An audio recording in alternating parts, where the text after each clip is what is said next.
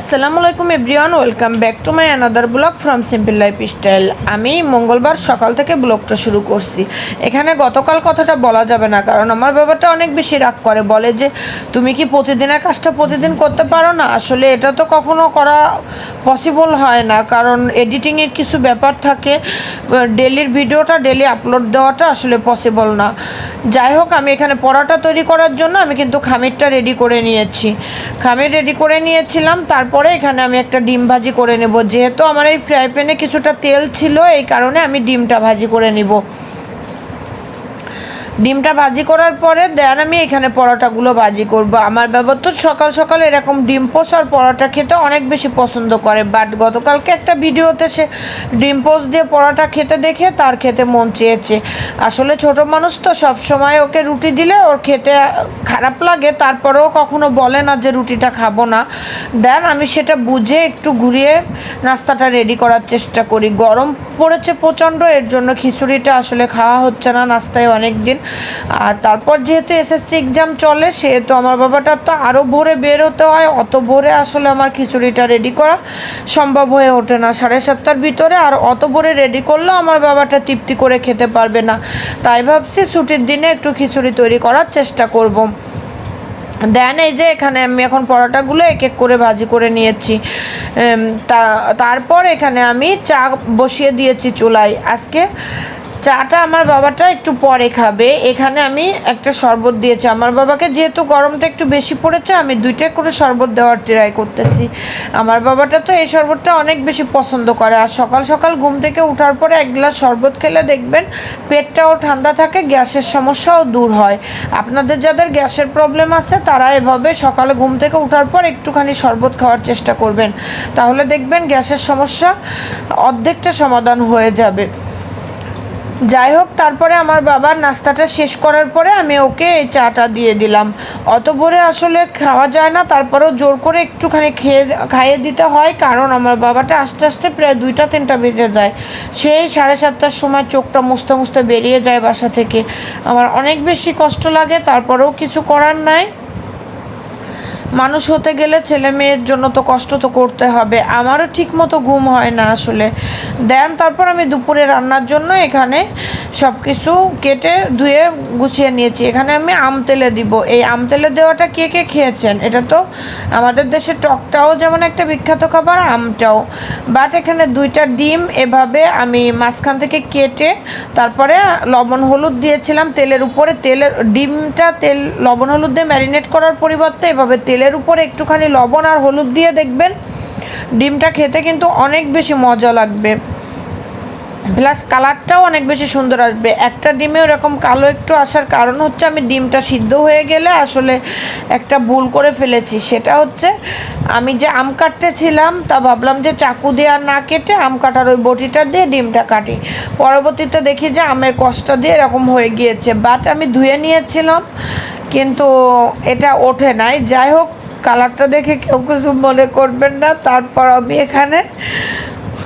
আমি যখন ভয়েস ওভারটা করছি, আমার বাবাটা এই কথাটা শুনে অনেক বেশি হাসি দিচ্ছে আর কি, তাই আমার একটু হাসি পাইছে। আর ও যখন ঘরে থাকে তখন যদি আমি ভয়েস ওভার করতে যাই, আসলে আমি একবারে কখনো ভয়েসটা শেষ করতে পারি না, আমার 2 পার্টে ভয়েসটা দিতে হয়। ওর যেভাবে করে আর কি, দুষ্টামি করে।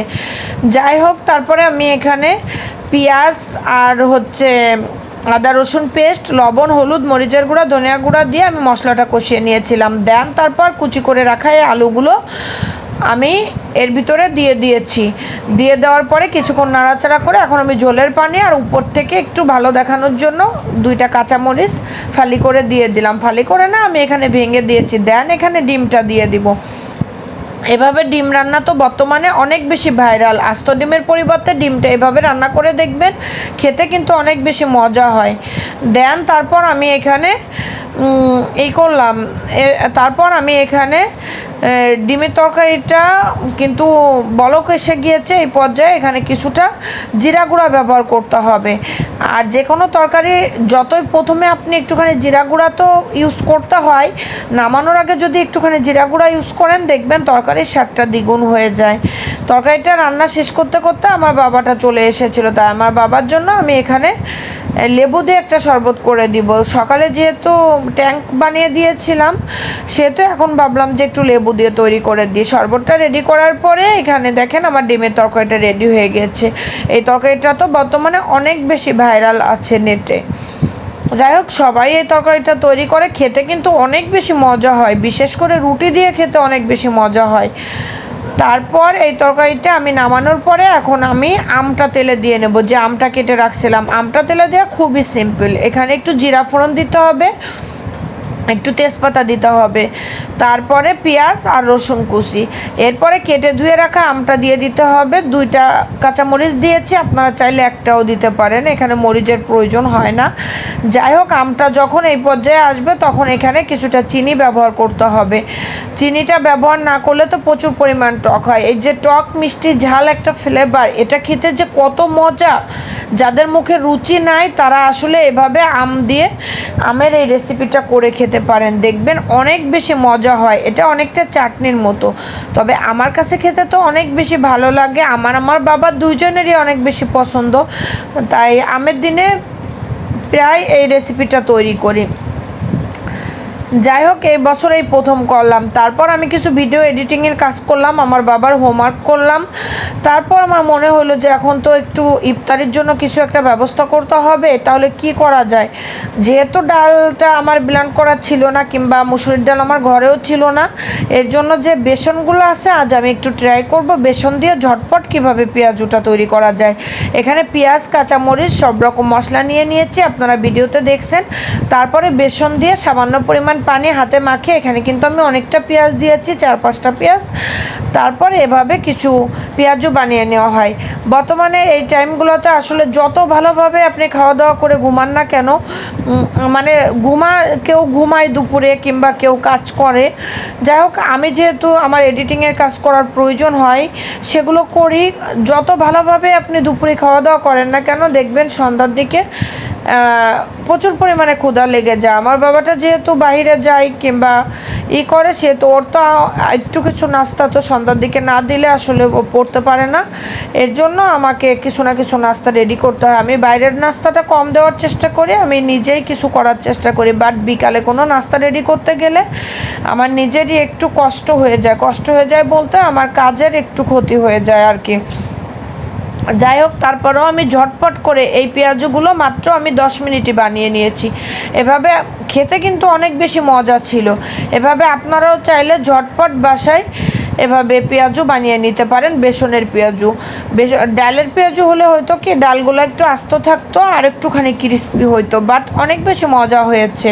তারপরে আমি সস দিয়ে এভাবে করে দিয়েছি। আমি আর কখনো বোতলের সস কিনবো না, কারণ আমার অর্ধেকটা বোতল সস আমার ফেলে দিতে হয়েছে, কেমন যেন গন্ধ হয়ে গিয়েছিল। এর জন্য আমার বাবাকে বলেছিলাম পাতার সস আনতে। তারপরে এখানে আমি চাটা ঢেলে নিয়েছি। একটা চায়ের কাপের ভিতরে আসলে আমার খেয়াল ছিল না, আমি যে পেঁয়াজগুলো ভাজার সময় সাইডে রাখছিলাম, ওইখান থেকে সামান্য একটু পরিমাণ তেল পড়ে গিয়েছে, এর জন্য ওরকম একটা কালার এসেছে। যাই হোক, আমার ভিডিওতে কোনো ভুল ত্রুটি থাকলে আমি সেটা বলে দেওয়ার চেষ্টা করি। আল্লাহ হাফেজ, ভালো থাকবেন সবাই, সুস্থ থাকবেন। আমার আর আমার বাবার জন্য দোয়া করবেন।